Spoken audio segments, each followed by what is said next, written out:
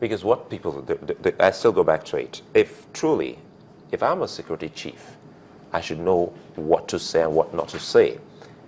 This caught the nation unawares. If we're saying that INEC is not ready and what you've painted, yes, if you look at it logically in the logical sequence, you have a point there. Yeah.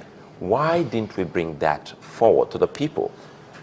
The entire world was waiting, and the only thing sold to the world, excuse me, was about security.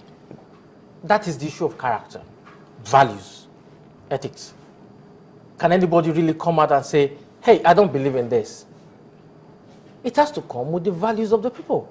If I am in the shoes, I'll have to talk for myself, and I say, okay, this thing is not going to work. And I come out and I said, no, this thing is not working. We're not moving the way we should move. And again, the chairman of INEC is not a pushover. I was having that discussion that, no, if it's only going to be security reasons, I think the Jega that we have known all these years will work out on it. I said, no. We'll work out on security. Let me tell you, we work out in the case that, in the front that, okay, if you find out that it's being pressured from above.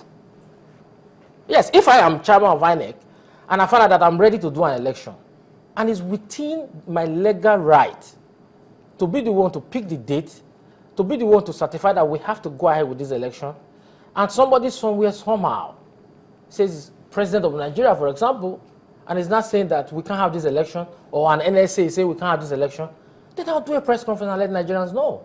Mr. Esele, let's be a little more pragmatic in terms of, how these things have played out. If we say that just the day before, 2 days before that National Security Council meeting, I beg your pardon, National Council of State meeting, and he was handed a security report from the chief saying that we have a security situation on our hands, and we cannot guarantee that we will be able to conduct this election. We cannot guarantee security in this 4 states of the north.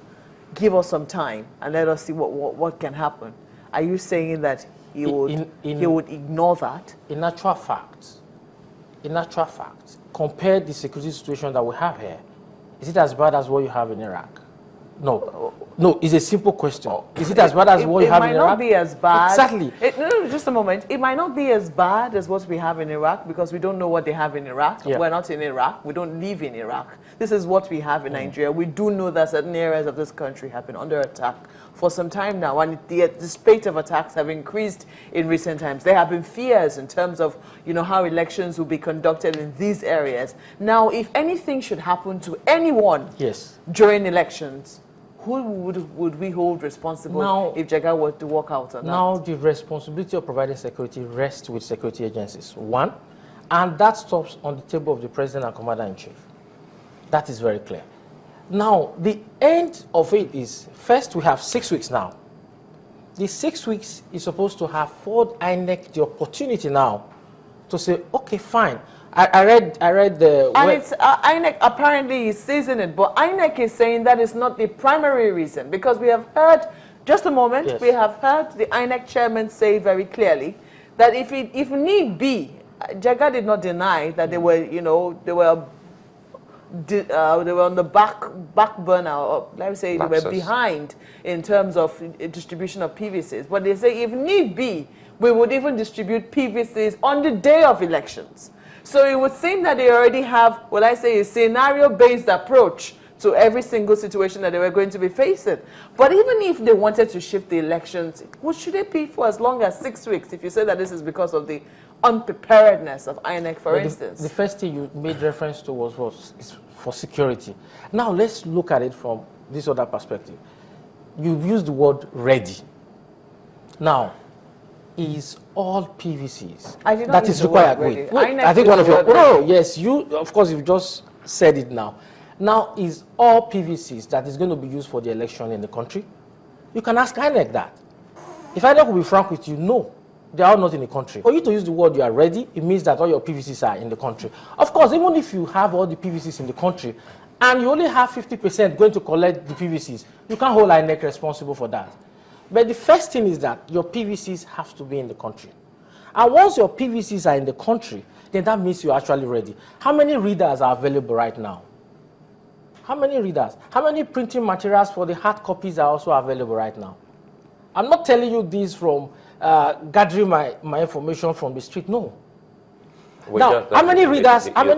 You think we're not trying to smear INEC here? No, I'm not. No, please. Or No. afterthought. Because if the security chiefs know full well, this is Nigeria, and Nigeria is for everyone. If they know full well that it's about security or otherwise, why was it so difficult for them to spell it out? If they know full well that it's as a result of INEC materials or unpreparedness of INEC, then they should have also said, this is it, that we wouldn't want a situation whereby people will go on a rampage on election day. But they didn't say that. They hinged it on the insurgency fight.